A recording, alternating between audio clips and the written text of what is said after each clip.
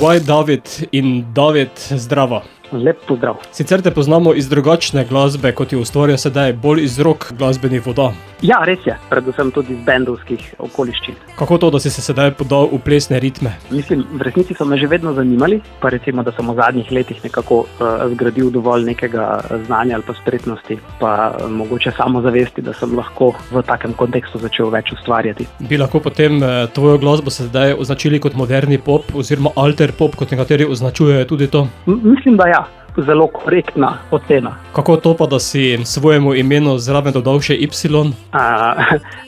Malenkost smešno ali pa čisto matematičen razlog. Moje prejšnje umetniško ime z dvema prejšnjima releasama je bilo Jem, ker sem nekako, bom rekel, malo zaljubljen v te Y forme, tudi zaradi hipijevskega navdiha, ne? Peace and love. In potem sem pa s ChatGPT-jem zadnje mesece veliko raziskoval, kaj so unikatna imena, ki so še na voljo na digitalnih streaming platformah in sem nekako pristal na tem, tako da sem združil recimo neko ostanek tega Jema z Y-om, pa moje ime mi pa tudi ni, bom rekel, ne všeč, tako da sem nekako to potem uporabil. Prva, ki si jo sedaj poslal med poslušalce z novim umetniškim imenom, pa je naslovljena Nihil semper floret, nihče za vedno ne cveti. Tako je. V katerem jeziku je naslov? Naslov je v bistvu, bom rekel, malo skovanka v latinščini, je pa to avtorica te skovanke Saša, pevka Aka Naomi, in v bistvu pomeni, bom rekel, pomenil naslov Nihče za vedno ne cveti, malo opisuje lepote staranja, pa bom rekel, novih ugotovitev v življenju, tako da ja, to. Torej v pesmi govoriš o lepoti, naravni in umetne. Res je, malenkost je navdih prišel ob ogledu filma The Substance, ne? Tisti, ki so ga gledali, vedo, kako se poigrava z idejami usiljene lepote in tako naprej. Tukaj pa nekako nagovarjamo pristnost in naravnost. Že prej si omenil Sašo Vipotnik, ki je na vokalu, sicer tudi pevka Aka Naomi. Tako je. Boš kdaj na vokalu tudi ti?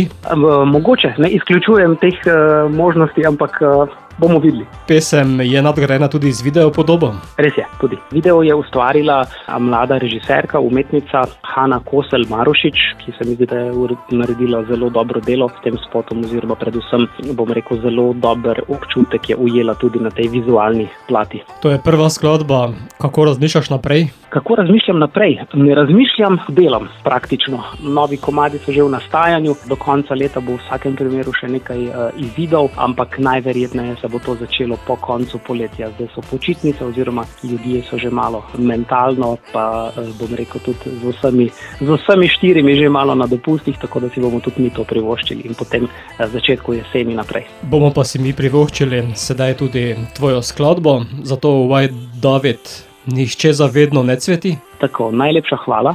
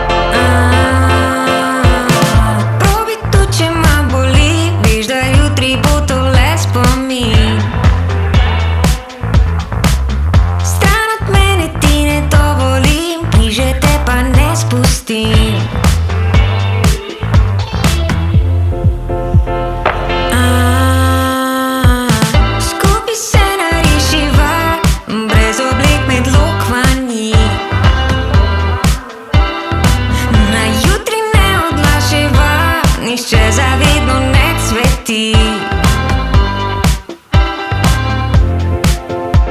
Ne cveti.